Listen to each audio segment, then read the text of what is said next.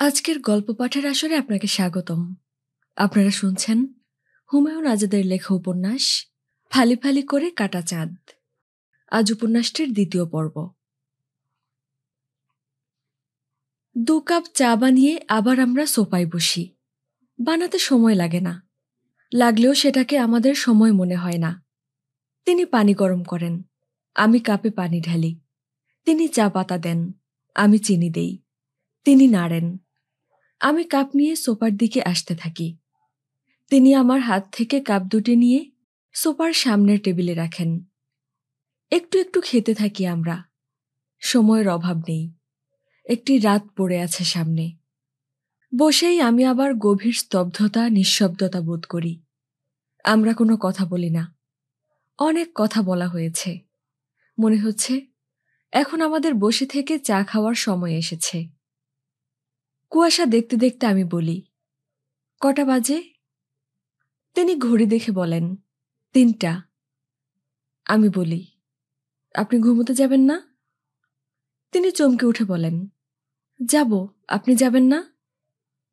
আমি বলি, আজ না ঘুমলে কেমন হয়? তিনি বলেন, বেশ হয়, অনেক রাত তো ঘুমিয়েছি, আজ না হয় নাই ঘুমলাম, জেগে থাকাও খুব সুখের। আমি বলি, গত রাতেও কি আপনার জেগে থাকার ইচ্ছে করেছিল? তিনি বিব্রত হয়ে বলেন, না, কোনো কোনো রাতে জেগে থাকতে ইচ্ছে করে, রাতটা চিরকাল মনে থাকে। আমি বলি, আপনার চিরকাল কম আসে?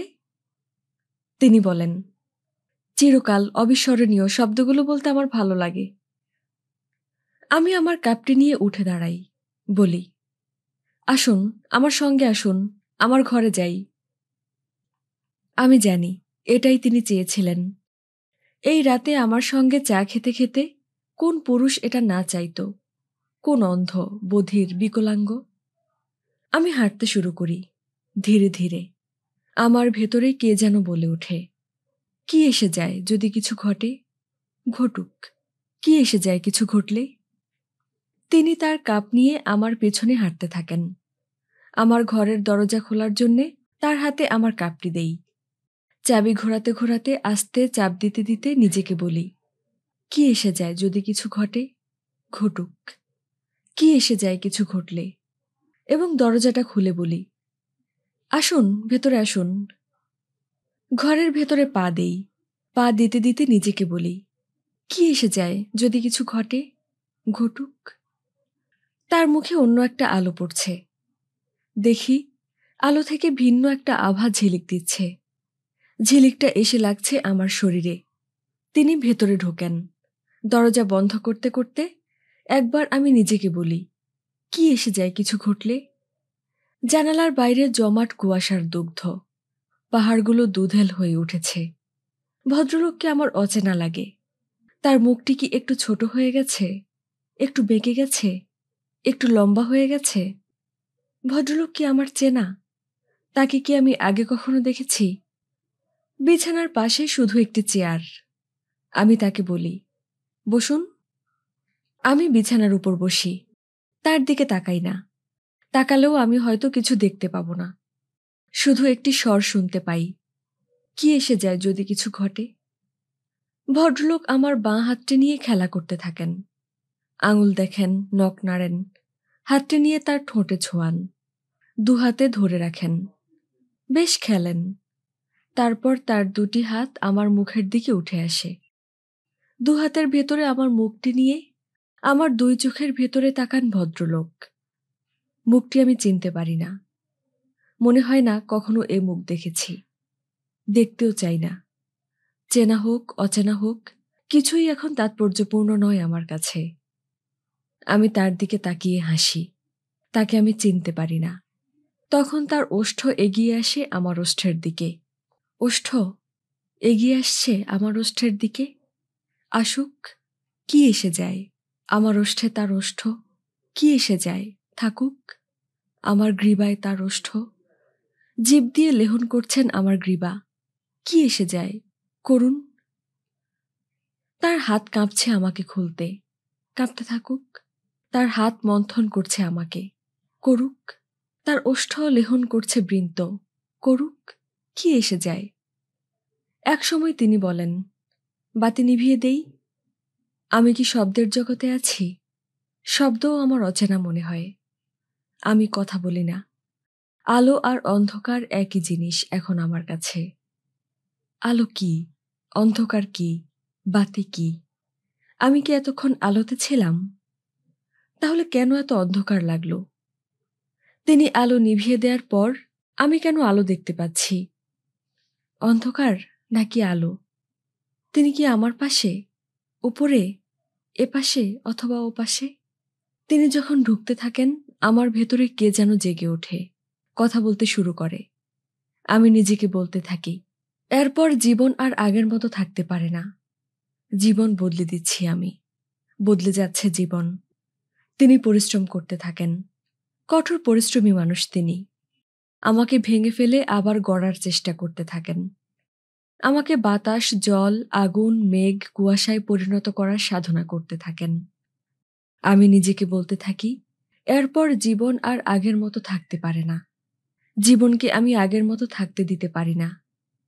জীবন বদলে ফেলছি আমি। এইটুকুতেই জীবন বদলে ফেলতে হবে? এমন কি আর করছি? সূর্য, গ্রহ, নক্ষত্রপুঞ্জগুলোকে আমি কি আবর্জনা স্তূপে ফেলে দিচ্ছি? কমলগঞ্জে পল্লী সংযোগে এসে না হয় একটি পুরুষের সাথে ঘুমোচ্ছি। তাতে এমন কি হচ্ছে? কোথায় পড়ছে আমার শরীর? শরীরের কোথায় ঘা হচ্ছে? কুষ্ঠরোগ খসে খসে পড়ছে আমার কোন অঙ্গ? থকথকে হয়ে উঠছে কি আমার স্তন? নর্দমার স্রোত কি বয়ে যাচ্ছে আমার দুই বাহু দিয়ে? আমার মুখ কি ভরে যাচ্ছে দুর্গন্ধে? না তো। আমার মনে হয় এটি একটি ঘটনা, ঘটনা মাত্র, তার বেশি কিছু নয়। আমি একটি ঘটনা ঘটাচ্ছি বিশুদ্ধভাবে, কোনো আবেগে নয়, পরিকল্পনায় নয়। তিনি খেটে চলছেন, বুঝতে পারি। তিনি খাটায় দক্ষ। আমার এক তিল জমিও চাষবাসের বাইরে রাখবেন না। কিন্তু আমি শুধু মজা পাচ্ছিলাম, ভাঙতে ভাঙতে গড়ে উঠছিলাম। বলছিলাম, এরপর জীবন আর আগের মতো থাকতে পারে না। আমি কি ফিরে গিয়ে আমার আগের শয্যায় ঘুমোতে পারি? বালিশে মাথা রাখতে পারি? ঘুমোতে আমার ঘেন্না লাগবে না? আমি কি আর দেলোয়ারের নিচে আগের মতো পড়ে থাকতে পারি? পড়ে থাকতে আমার ঘেন্না লাগবে না? ভদ্রলোকের জন্য আমার মনে আবেগ জন্মেছে? না, কোনো আবেগ তো দেখতে পাচ্ছি না। তার মুখটিই মনে করতে পারছি না আমি। কেমন যেন ভদ্রলোকের মুখটি। মনে হচ্ছে আমি তাকে একটি সুযোগ দিয়েছি, তিনি তার সদ্ব্যবহার করে চলেছেন। সদ্ব্যবহার করতে তিনি জানেন। A+। মনে হচ্ছে আমি ক্ষুধার্ত একটি লোককে খাদ্য দিয়েছি, তিনি গোগ্রাসে খেয়ে চলছেন, পান করে চলছেন। তার বেশি কিছু নয়। আমি বদলে দিচ্ছি জীবন, ভদ্রলোককে দিয়ে বদলে দিচ্ছে জীবন। এরপর জীবন আর আগের মতো থাকতে পারে না। জীবন বদলে যাওয়া কি খুব কঠিন হবে? হবে হয়তো। তাতে কি এসে যায়? ঠিক কি হলো জীবন বদলে দেয়া? কেন? অঠিক কোথায়? জীবনকে একভাবে থাকতে হবে কেন? জীবন কি খুব আহামরি চিরন্তন ব্যাপার যে তাকে গোবর দিয়ে লেপে পুছে উঠোনের মতো ঠিকঠাক ঝকঝকে রাখতে হবে? বদলাতে হলে ভেবেচিন্তে পরিকল্পনা করে বদলাতে হবে? কেন? ভদ্রলোক ভেঙে চুরে পড়ে গেছেন আমার পাশে, খুব পরিশ্রম করেছেন। থাকুন তিনি ঘুমিয়ে আমার পাশে। নিশ্চয়ই খুব ক্লান্ত, হয়তো জয়ী ভাবছেন নিজেকে। কমলগঞ্জে এসে এক সন্ধ্যায় তিনি একটা বিশাল জয় সম্পন্ন করে ফেলেছেন, হয়তো সেটা ভেবে সুখ পাচ্ছেন। মনের ভেতরে খুঁড়ে খুঁড়ে তাকে অবিস্মরণীয় করে রাখছেন। আর আমি ভাবছি, এরপর জীবন আর আগের মতো থাকতে পারে না। আমি কি একটু ঘুমোবো? রাত কত বাকি? ইচ্ছে করলে ঘুমোতে পারি, ইচ্ছে করলে জেগে থাকতে পারি। আমি শুধু শুয়ে থাকি। শুয়ে থাকতে আমার খারাপ লাগে না। জীবনকে দেখে মনে মনে আমার হাসি পায়। আমি ভদ্রলোকের মুখটি মনে করার চেষ্টা করি, মনে পড়ে না। কারো মুখই আমার মনে পড়ে না। আমি মনে মনে বলি, জীবনকে আমি বদলে দিয়েছি। ভদ্রলোক আবার সক্রিয় হয়ে ওঠেন। তার ক্লান্তি কেটে গেছে, বা তিনি যে একটি সোনালী সুযোগ পেয়েছেন সেটাকে সম্পূর্ণ সদ্ব্যবহার করতে চান। অন্ধকারকে তিনি ব্যর্থ হয়ে যেতে দিতে পারেন না। এমন সুযোগ আর নাও আসতে পারে জীবনে। নাকি তিনি চাচ্ছেন আমাকে আরো সুখী করতে, সুখে আমাকে ভরিয়ে দিতে, যাতে আমি রাতটিকে মনে রাখি? আমার কি ইচ্ছে হচ্ছে নাকি হচ্ছে না আমি বুঝতে পারি না। আমি কি তাকে বাধা দেব, ঠেলে সরিয়ে দেব? তাহলে ভদ্রলোক কি আমাকে ধর্ষণ করবেন? ভয় পেয়ে চুপ করে পড়ে থাকবেন পাশে? হাঁটু গেড়ে কাতরভাবে প্রার্থনা করবেন? আমি তাকে বাধা দেই না। তিনি কাজ করতে থাকেন। তিনি বলেন, ভালো লাগছে? আমি কোনো কথা বলি না। তিনি হয়তো আমার থেকে একটা প্রশংসাপত্র আশা করছেন। সেটি পেলে আরো উদ্দীপ্ত হয়ে কাজ করতে পারবেন। কিন্তু এ সময় আমি কথা বলতে পছন্দ করি না। কথা বলতেই পারি না। এ সময় আমি প্রাচীন পাহাড়ের গভীরতম গুহার স্তব্ধতা চাই। ভদ্রলোক আবার খাটতে শুরু করেছেন। হয়তো আমাকে আরো অবিস্মরণীয় কিছু দেয়ার বাসনা জেগেছে তার মনে। তিনি আমার বাহুর ভেতর দিয়ে গ্রীবার পাশ দিয়ে, নাভির নিচ দিয়ে গিরিপথ উপত্যকা গুহার ভেতরে সমস্ত অঙ্গ প্রত্যঙ্গ দিয়ে কাজ করতে থাকেন। তার জীব অধীরভাবে কাজ করতে থাকে গভীর গহ্বরে। তিনি হয়তো ভাবছেন আমাকে জীবনের শ্রেষ্ঠ সুখটি দিচ্ছেন, যার কথা আমি কোনোদিন ভুলতে পারবো না। কিন্তু আমি নিজেকে বলতে থাকি, এরপর জীবন আর আগের মতো থাকতে পারে না। আমি আর আগের জীবনের মুখোমুখি দাঁড়াতে পারবো না, তার মুখোমুখি বসতে পারবো না। আগের জীবনকে বলতে পারবো না, এই শোনো। কেন পারবো না আমি জানি না, শুধু মনে হয় পারবো না। আমি কি অপরাধ করছি? না, আমার তা মনে হয় না। অপরাধ কেন? কার ক্ষতি করছি আমি? চুক্তিভঙ্গ করছি আমি?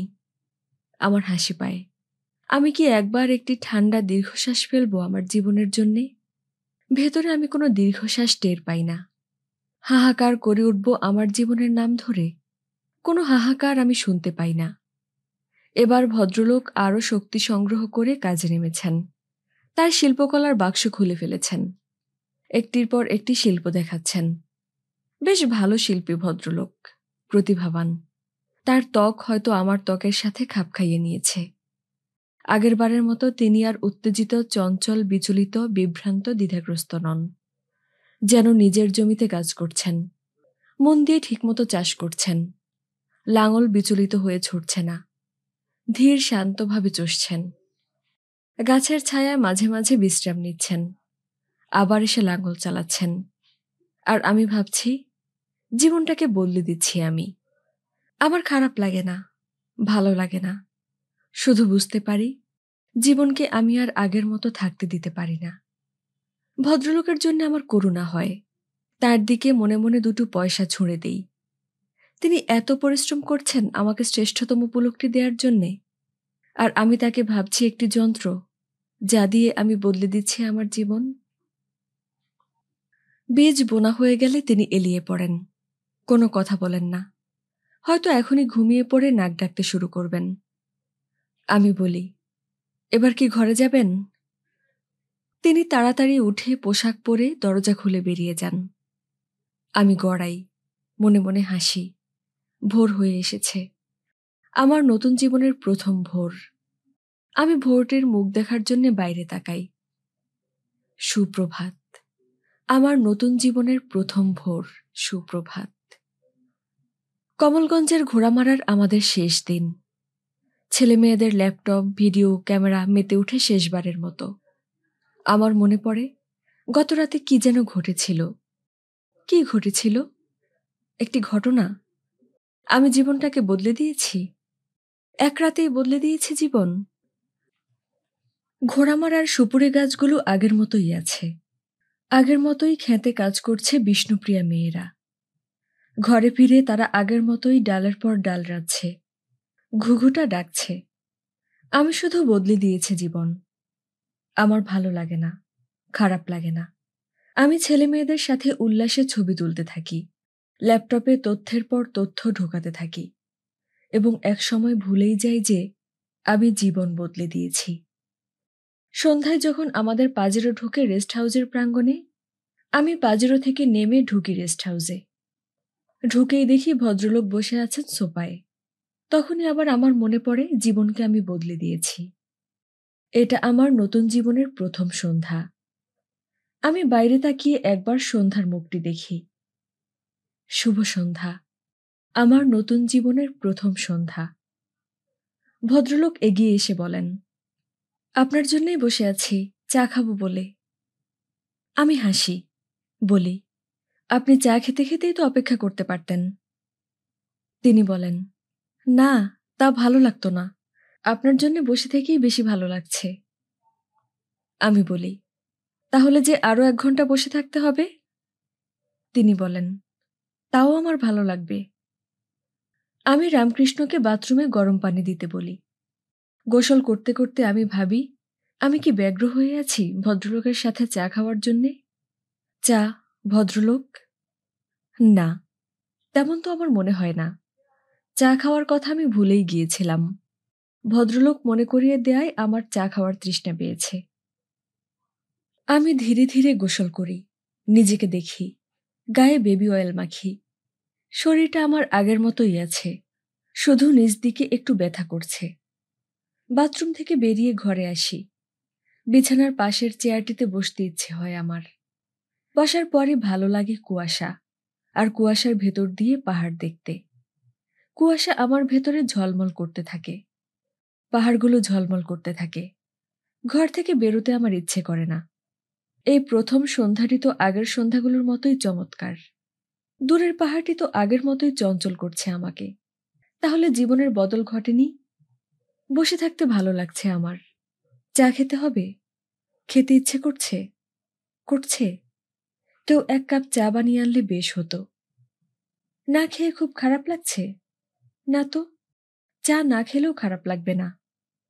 আমি কুয়াশা দেখতে থাকি। কারো কথা আমার মনে থাকে না। অনেকক্ষণ হয়তো কেটে গেছে। দরজায় টোকার শব্দ শুনতে পাই। আমি গিয়ে দরজা খুলি। দেখি ভদ্রলোক দাঁড়িয়ে আছেন। আমি বলি, চলুন চা খেতে যাই। আমরা গিয়ে সোফায় বসি। রামকৃষ্ণ চা, বিস্কুট, চানাচুর, কেক নিয়ে আসে। এত আয়োজন দেখে আমি হাসি। তিনি বলেন, আপনি বোধহয় চা খাওয়ার কথা ভুলে গিয়েছিলেন। আমি বলি, আপনার নিশ্চয়ই খুব কষ্ট হলো। তিনি বলেন, হ্যাঁ হয়েছে, তবে চায়ের জন্যে নয়, আপনাকে না দেখে। আমি হাসি, বলি, বাহ, আপনাকে তো এক সন্ধ্যায় রোগে ধরে ফেলেছে। তিনি বলেন, না, কোনো রোগে ধরেনি তো। আমি বলি, এই যে প্রেমে পড়া পড়া রোগটা দেখতে পাচ্ছি। তিনি বলেন, কেন, আমার কথা আপনার সারাদিনে মনে পড়েনি? আমি বলি, কাজ নিয়ে খুব ব্যস্ত ছিলাম, আপনার কথা মনে পড়েনি। ভদ্রলোক খুব আহত হন। একটি আস্ত অণ্ডলিঙ্গ সম্পন্ন পুরুষ মানুষ, যে আমার শরীরটি সারা রাত চষেছে, আরোহণ করেছে আমার উপর, যে প্রভু হয়ে উঠেছিল আমার শরীরের, উল্টেপাল্টে যে উপভোগ করেছে আমার শরীরের সমস্ত উচ্চতা, নিম্নতা, সমতলতা। তাকে কি করে আমি ভুলে যেতে পারি? সে কি তেলাপোকা, পিঁপড়ে বা কুকুরছানা যে ভুলে যাব? খুবই অন্যায় করেছি আমি, বড়ই অপরাধ করেছি। আমার ক্ষমা প্রার্থনা করা উচিত। আমি বলি, আমি ক্ষমা চাই। তিনি বিব্রত হয়ে বলেন, কেন, কিসের জন্যে ক্ষমা? আমি বলি, এই যে আপনাকে ভুলে গিয়েছিলাম। তিনি বলেন, বলুন, সত্যিই ভুলে গিয়েছিলেন? আমি বলি, হ্যাঁ, সত্যি। তিনি বলেন, কি করে পারলেন? আমি তো পারিনি। আমি বলি, কেন পারেননি? তিনি বলেন, যার সাথে এত গভীরভাবে একটা রাত কাটালাম, তাকে কি করে ভুলি? আপনি কি করে ভুলে রইলেন? আমি হাসি, বলি, আচ্ছা, আমি যদি সারা রাত রামকৃষ্ণকে নিয়ে ঘুমাতাম, তাহলে কি আপনার মনে হয় তাকে আমি সারাদিন মনে রাখতাম? তিনি শিউরে ওঠেন, না না, আপনি তা পারেন না। রামকৃষ্ণকে নিয়ে আপনি ঘুমোতে পারেন না। আমি বলি, কেন নয়? ভদ্রলোক কোনো উত্তর খুঁজে পান না। তিনি চারিদিকে বিচলিতভাবে তাকাতে থাকেন। তার পৃথিবী কাঁপছে। তারপর বলেন, আপনার একটা ডক্টরেট আছে, আপনি একটা ইউনিভার্সিটির অ্যাসোসিয়েট প্রফেসর, আপনি এটা পারেন না। আমি বলি, আপনার সাথে আমি ঘুমালাম, এর সঙ্গে রামকৃষ্ণ বা মালি হরিদাস বা রিকশাওয়ালা কেরামতের সাথে ঘুমানোর কি পার্থক্য? আমি তো পদের সাথে ঘুমোইনি, ঘুমিয়েছি মানুষের সাথে। তিনি এবার আর বসে থাকতে পারেন না, উঠে একবার খাবার ঘরে যান, বেরিয়ে দক্ষিণের জানালার পাশে দাঁড়িয়ে থাকেন, তারপর এসে বসেন। আমি বলি, আজ রাতটা আপনার খুব খারাপ কাটবে, সারা রাত জেগে থাকতে হবে। তিনি বলেন, কেন? আমি বলি, আপনি তো আর আজ আমার সঙ্গে ঘুমোবেন না, আপনার রুচিতে বাঁধবে। তিনি বলেন, আপনি বিস্ময়কর মানুষ, আপনার পায়ের নিচে বসে থাকতে পারলেও আমি সুখী হব। আমি বলি, আপনি বাড়িয়ে বলছেন। তিনি বলেন, একা থাকলে কষ্টে থাকব, এটা সত্যি। আমি বলি, শুয়ে শুয়ে ভাববেন আমি হয়তো রামকৃষ্ণের সাথে ঘুমোচ্ছি, তখন আপনার আর ঘুম আসবে না। তিনি বলেন, আপনি এটা করবেন না, আমি জানি। আমি বলি, আপনি নিজেকে প্রবোধ দিচ্ছেন, নইলে আপনার কষ্টের সীমা থাকবে না। আমরা চা খাই, কথা বলি, রামকৃষ্ণ খাবার দিলে খাবার খাই। ভদ্রলোক রামকৃষ্ণকে বারবার দেখেন, তার মুখে একটা যন্ত্রণা ভেসে ওঠে। আবার চা নিয়ে বসি আমরা, এবার কোনো কথা বলি না। আমাদের কথা কি আর নেই, এর মাঝেই ফুরিয়ে এসেছে? পরিচিত মানুষের সাথে বেশি কথা বলা যায় না, দেলোয়ারের সাথেও বেশি কথা হয় না অনেক বছর।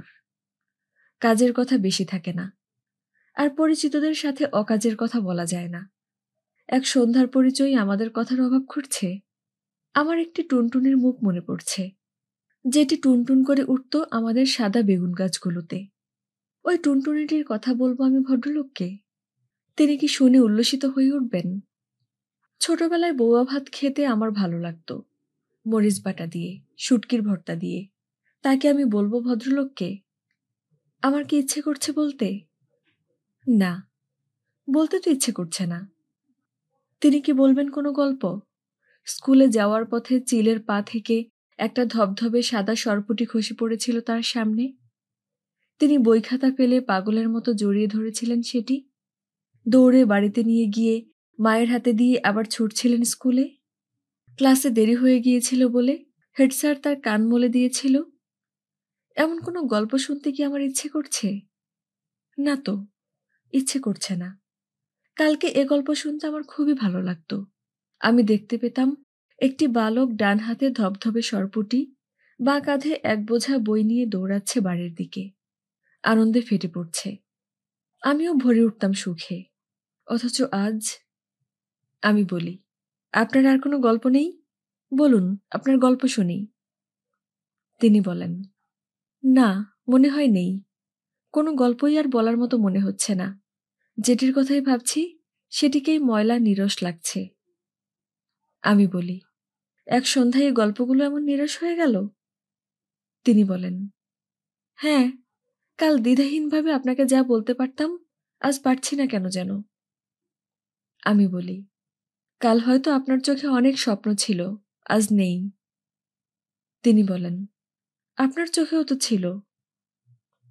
আমরা একটু একটু চা খাই, কথা বলি না। পরিচিতরা বেশি কথা বলে না, পরিচিতদের কোনো গল্প থাকে না, পরিচিতরা গল্প বলে না।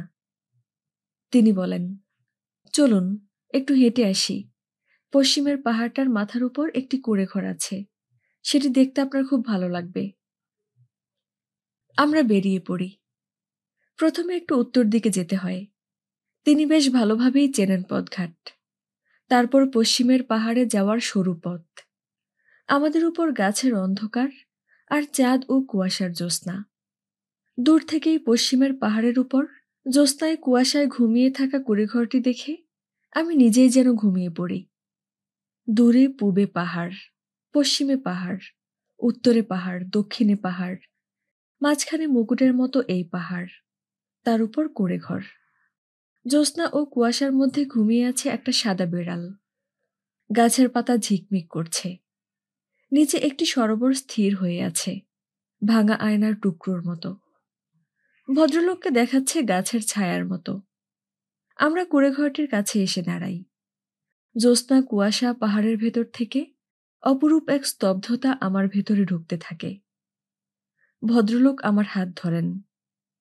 আমি বলি, আমার একটু একা থাকতে ইচ্ছে করছে। তিনি বলেন, তাহলে আমি দূরে গিয়ে দাঁড়াই। আমি বলি, আপনি বরং রেস্ট হাউসে ফিরে যান, আমি সারা রাত এখানে বসে রাত্রি দেখি। তিনি বলেন, না, আপনি একা থাকতে পারবেন না, নানা ভয় আছে। আমি বলি, তাহলে কিছুক্ষণ একা থাকি। ভদ্রলোক বলেন, আমার কিন্তু একটু একা থাকতে ইচ্ছে করছে না, তাছাড়া আপনি কাল চলে যাবেন। আমার একা থাকতে ইচ্ছে করে, সম্পূর্ণ পরিপূর্ণ অখণ্ড একা। আমি একা হয়ে যাই। আমার সুখ লাগে, কুয়াশার মতো, চাঁদের আলোর মতো, পাহাড়ের অন্ধকারের মতো সুখ। একটি বড় পাখি উড়ে যাচ্ছে, দেখতে পাচ্ছি এবং দেখতে পাচ্ছি না। পাখিটাকে একখণ্ড জমাট কুয়াশা মনে হচ্ছে। আমি জ্যোৎস্নায় পাখিটির পেছনে পেছনে পাহাড়ের পর পাহাড় পেরিয়ে উড়ি। উঠতে উঠতে কোনো একটি গাছের ডালে বসি, আবার উড়ি। দূরে এক ঝোপ জোনাকি নক্ষত্রপুঞ্জের মতো জ্বলছে। আমার সুখ লাগে, আমি জোনাকির মতো জ্বলি। চাঁদটা ঠান্ডা হয়ে আছে মাথার উপরে, তার স্তব্ধতা নিঃশব্দতা আমাকে ভরিয়ে তোলে। আজ রাতটি যদি আমি এই কুঁড়ে ঘরে কাটিয়ে দেই, কেমন হয়? দিতে পারবো? ঘুম আসবে? ভয় পাবো? কোনো ভয় আছে? একা বসে থাকতে পারবো আমি? এখন কত রাত? আমি কি একা? ভদ্রলোক এসে বলেন, চলুন এবার ফিরি, অনেক রাত হলো। আমি বলি, ফিরতে হবে? তিনি চমকে ওঠেন, ফিরতে হবে না? আমি বলি, কেন ফিরতে হবে? তিনি বলেন, এখানে তো আমরা থাকতে আসিনি। আমি বলি, আপনার চা খেতে ইচ্ছে করছে? তিনি বলেন, চা এত রাতে? না তো। আমি বলি, গত রাত হলে আপনার চা খেতে ইচ্ছে করত। আমি স্তব্ধতা শরীরে বয়ে হাঁটতে থাকি, কোনো কথা নয়। রেস্ট হাউসে ঢুকে আমি হাঁটতে থাকি আমার ঘরের দিকে। ভদ্রলোক আসেন সাথে সাথে। আমি ঘরের দরজা খুলে ফিরে তার দিকে তাকাই। জীবনটা আমার বদলে গেছে। জীবন আর আমার আগের মতো নেই। আমি বলি, আসুন। তিনি আসার জন্যই এসেছেন, তবু ধীরে ধীরে ঘরে ঢোকেন। তার ঘরে ঢোকাকে আমার কোনো ঘটনাই মনে হয় না। তার ঢোকাও যা, না ঢোকাও তাই। তার কথা আমি ভাবি না। ঘরে ঢুকেই আমি এলিয়ে পড়ি বিছানায়। গতরাতে আমি বদলে দিয়েছি জীবন, একটি ঘটনা দিয়ে, এই ভদ্রলোককে দিয়ে। আজও, আজ তো আর জীবন বদলে দেওয়ার মতো বড় কিছু ঘটবে না। ঘটবে তুচ্ছ পুনরাবৃত্তি। পুনরাবৃত্তি ঘটবে, ঘটুক, কি এসে যায়। ভদ্রলোক আলো নিভিয়ে উঠে আসেন বিছানায়। প্রথম একটু দূরে গড়ান, তারপর আমাকে টেনে নিয়ে আদর করতে থাকেন। জীবন তো বদলে গেছে গতকালই, আজ আর এমন কি ঘটবে? ভদ্রলোক হয়তো ভাবছেন তার ছোঁয়ায় আমি শিউরে উঠছি। একবার ইচ্ছে হয় শিউরে উঠি, পারি না। জীবনের জন্য আমার কষ্ট হচ্ছে? কই, না তো। ফিরে যেতে ইচ্ছে করছে আগের জীবনে? না তো। আমি কি ফিরে যেতে পারি? না তো। ফিরে গেলে আমার ভালো লাগবে? না। গতরাতে জীবন বদলে যাওয়ার কথা ভাবতে ভাবতেও আমার সুখ লাগছিল এক ধরনের। আমি একটি ঘটনা ঘটাচ্ছি, আজ তাও লাগছে না। মনে হচ্ছে রোববারের পর সোমবার, যা ঘটছে তা কোনো ঘটনা নয়। ভদ্রলোক একা খেলছেন, ভালোই খেলেন তিনি, ভালোই খেলতে শিখেছেন। আমার মনে হয় ভদ্রলোকও নিঃসঙ্গ বোধ করতে শুরু করেছেন, যদিও তিনি পরিশ্রম করে চলেছেন আমার শরীরটি নিয়ে। ভদ্রলোক সম্ভবত একটি বিশাল মাঠে একা খেলার নিঃসঙ্গতা বোধ করছেন, তবু খেলে যাচ্ছেন। ভদ্রলোকের জন্য আমার মায়া হয়। এখন ইট ভাঙতে থাকলেও তিনি এতটা একলা বোধ করতেন না।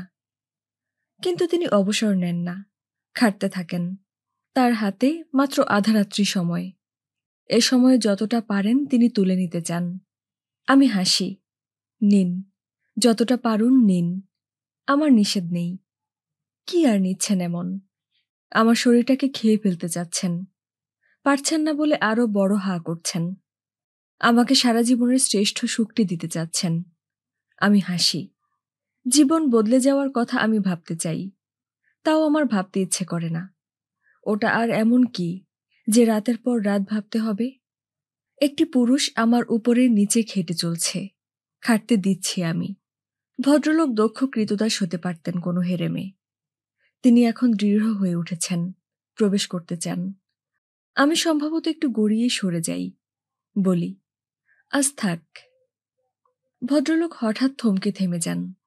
তিনি কি এখন গলা চেপে ধরবেন আমার? জোর করে ঢুকবেন ভেতরে? তিনি বলেন, একবার, শুধু একবার। আমি বলি, না, আজ থাক। তিনি কি আমার ২ পা চেপে ধরে ভেঙে চুরে ঢুকবেন? বলাৎকার, ধর্ষণ? তিনি বলেন, কি হয়েছে আপনার? আমি বলি, আপনি ঘরে যান। তিনি বলেন, আরো একটু থাকি, একবার। আমি বলি, আমার ভালো লাগছে না। ভদ্রলোক বেরিয়ে যান। আমি চোখ বন্ধ করে হাত পা ছড়িয়ে পড়ে থাকি। পড়ে থাকতে আমার ভালো লাগে। জানালার বাইরে কুয়াশা। ভেতরে ঢুকছে আলোর মতো। আমার ভালো লাগে। জীবনটা আমি বদলে দিয়েছি। জীবন আর আমার আগের মতো নেই। এখন অন্য জীবন আমার। গড়াতে গড়াতে একসময় আমি উঠে বসি। আলো দেখা দিচ্ছে আকাশে। আমার ভালো লাগে। ব্রেকফাস্ট করতে গিয়ে দেখি ভদ্রলোক কোঁকড়ে বসে আছেন খাবার ঘরে। আমি তাকে দেখে হাসি। তিনি বলেন, ঢাকা ফিরে দেখা করব। আমি বলি, তার কি দরকার? ৮টা, পাজেরো এসে গেছে। আমরা ঢাকার দিকে রওনা দেই। আমি সোজা হেঁটে পাজেরোতে উঠি। পেছনে তাকাই না। পাহাড় দিয়ে নামার সময় একবার পেছনে তাকিয়ে দেখি ভদ্রলোক দাঁড়িয়ে আছেন রেস্ট হাউসের বারান্দায়। তিনি কুঁকড়ে আছেন। তাকে ভাঙা দেখাচ্ছে। আমি এসেছিলাম এক জীবন নিয়ে, ফিরছি অন্য জীবন নিয়ে। আমি কি বদলে গেছি? কই, না তো। আমার সবই আগের মতো আছে। শুধু জীবনটা আগের মতো নেই। ভাবতে আমার মজা লাগে। এত সহজ জীবন বদলে দেয়া। জীবন তাহলে বিরাট কিছু নয়?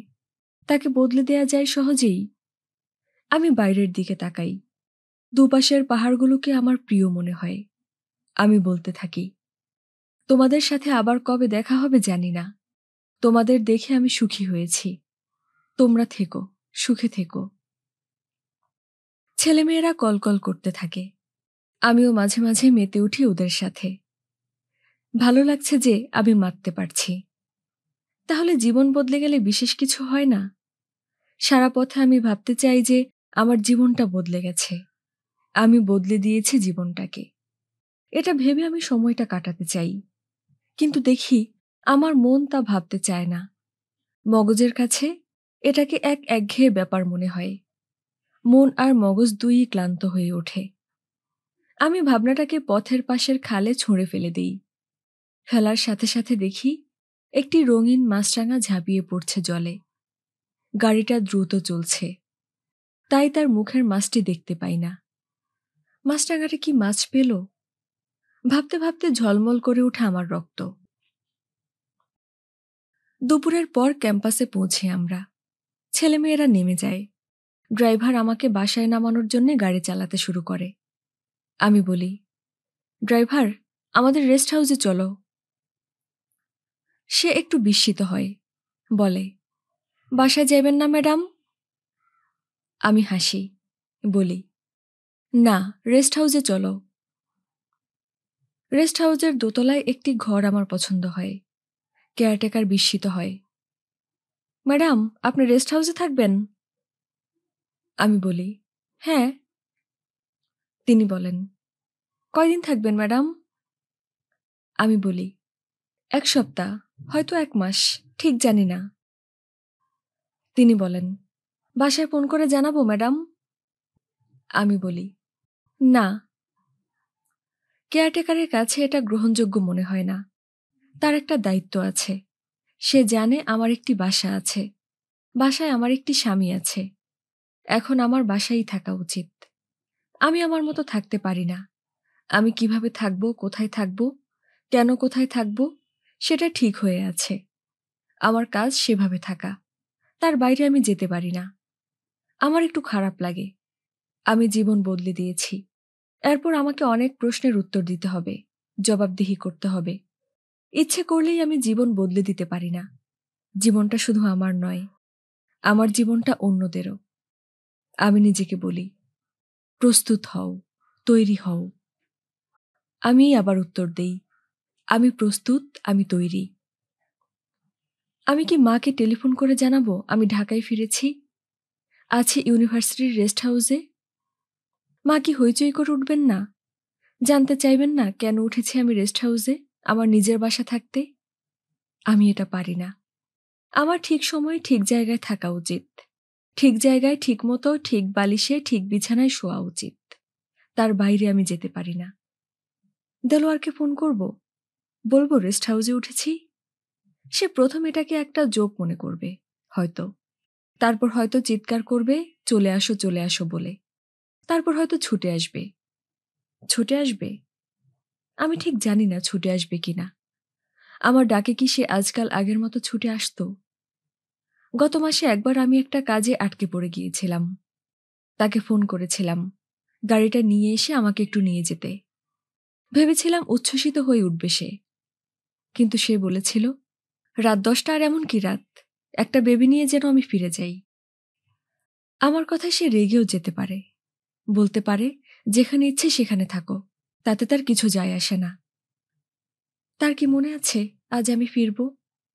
সে কি দিনের পর দিন হিসেব করে চলেছে আমি কবে ফিরব? আমার ফেরার কদিন বাকি আছে?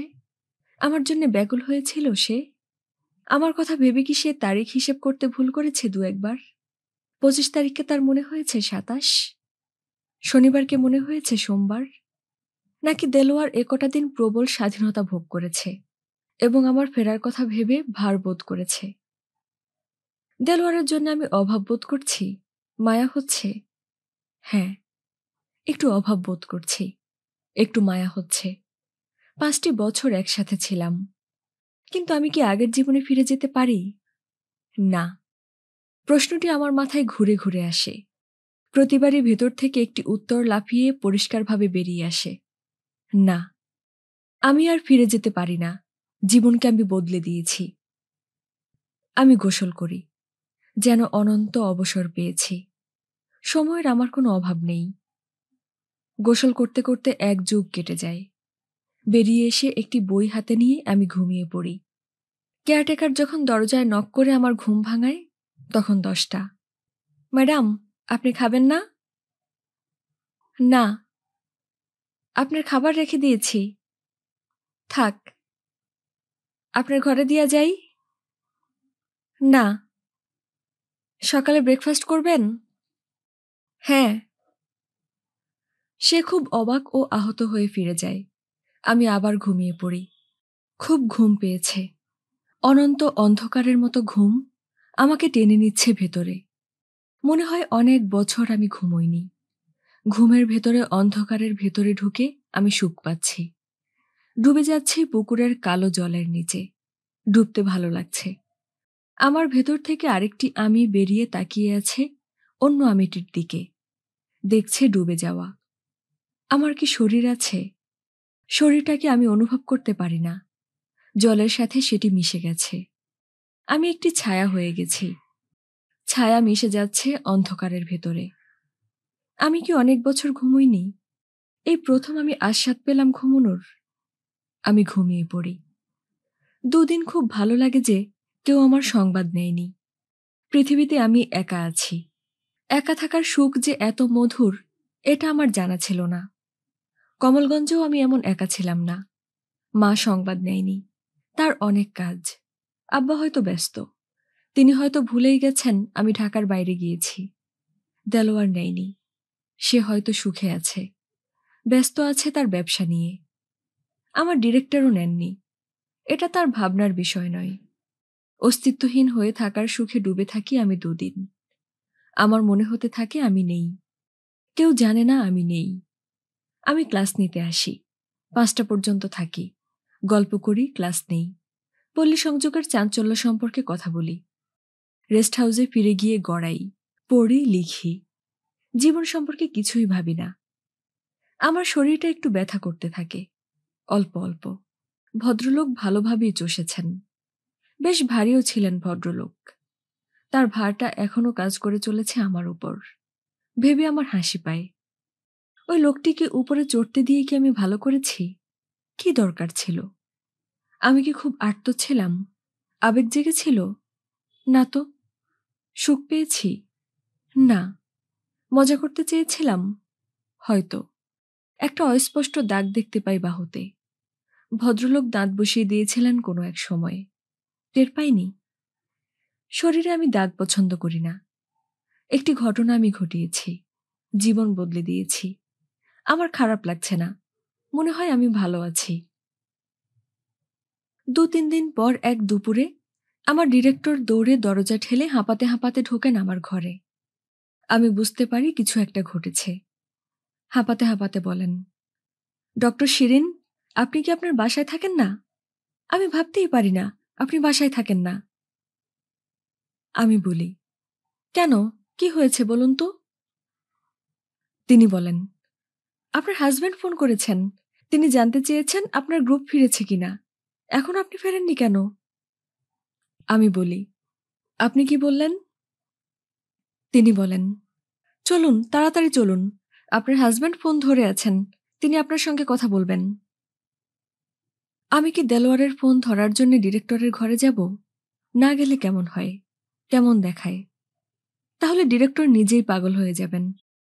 তিনি আমাকে জানেন শুদ্ধতা, সুখ, প্রসন্নতা আর জ্ঞানের নারীমূর্তি হিসেবে।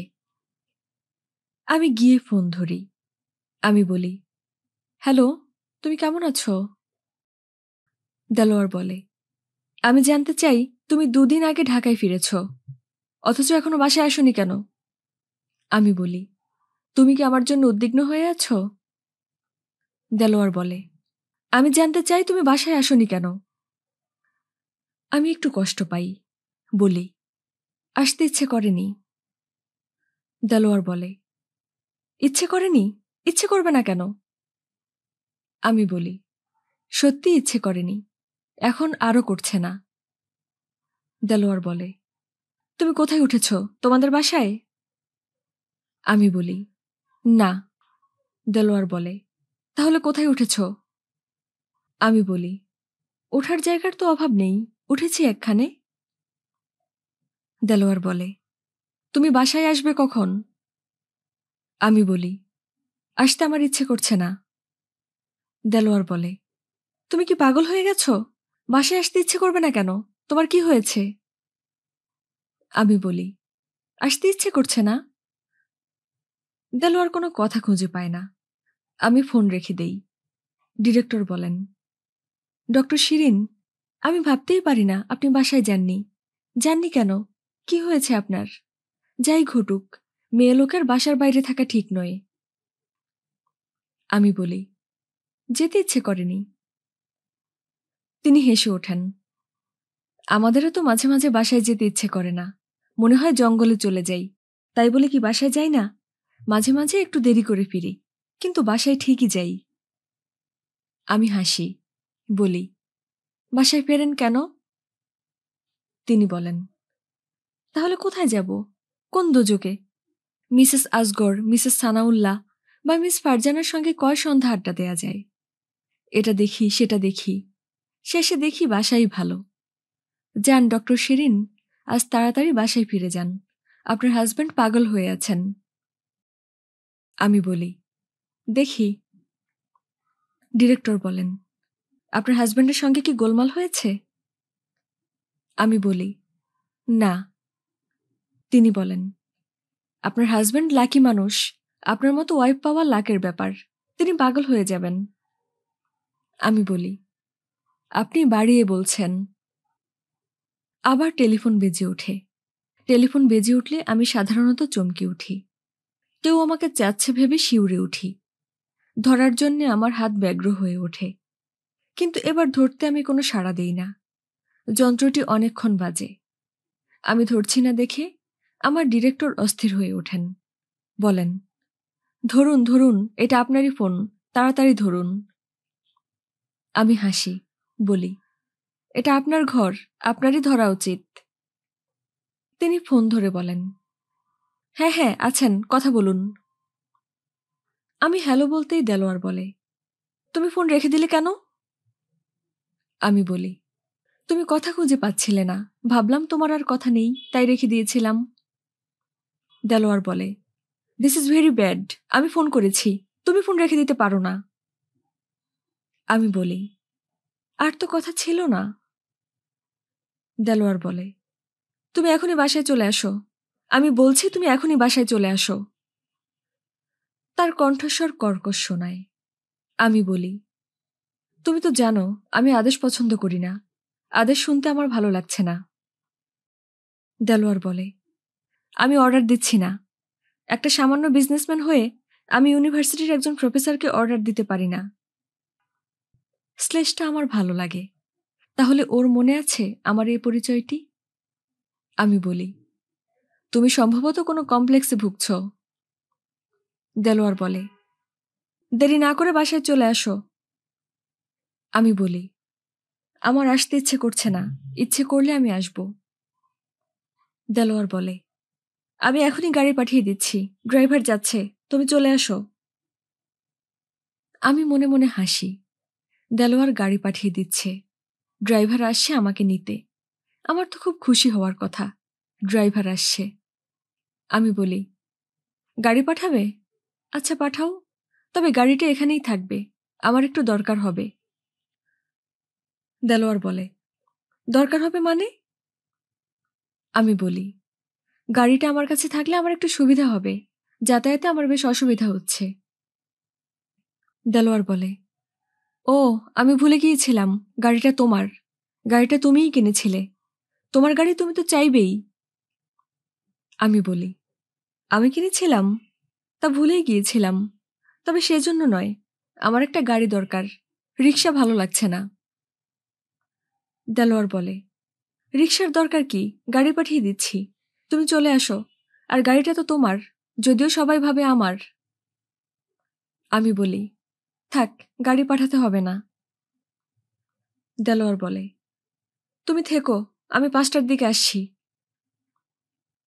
এতক্ষণ কোনো কষ্ট পাচ্ছিলাম না, এবার একটু কষ্ট পাই, একটা ব্যথা ঝিলিক দেয়। 5টা? এখন নয় কেন? আমি হলে তো 5টার জন্য অপেক্ষা করতাম না, এখনই ছুটতাম। আমি যাকে চাই সে যদি না আসতে চাইতো, আমি তার কাছে ছুটে যেতাম, 1 মিনিটও আমার সহ্য হতো না। আমার হাজব্যান্ড মোহাম্মদ দেলোয়ার হোসেন খান নিতে আসবেন আমাকে, তিনি আমার জন্য খুব উদ্বিগ্ন হয়ে আছেন, তার জন্য আমার 4 ঘন্টা অপেক্ষা করতে হবে, ভেবে আমার হাসি পায়।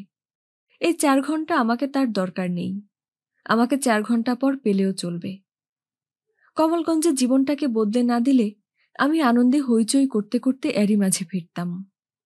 মনে হতো আমি কত সুখে আছি, এতদিন দূরে ছিলাম, অভাবে ছিলাম, ফিরে এ জীবনকেই আমি জড়িয়ে ধরতাম।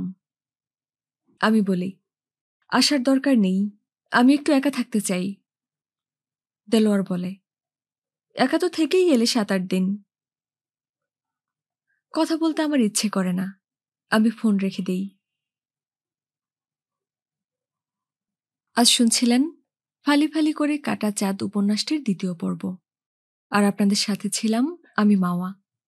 মাওয়াস ক্রনিকল চ্যানেল থেকে প্রতিনিয়ত নতুন নতুন গল্প পাঠ করে শোনানো হয়। আপনাদের যদি আমার গল্প পাঠ ভালো লেগে থাকে তাহলে সাবস্ক্রাইব করে আমার পাশে থাকুন, আর অবশ্যই প্রিয়জনদের সাথে এবং পরিচিতজনদের সাথে গল্পগুলো শেয়ার করতে ভুলবেন না। ধন্যবাদ।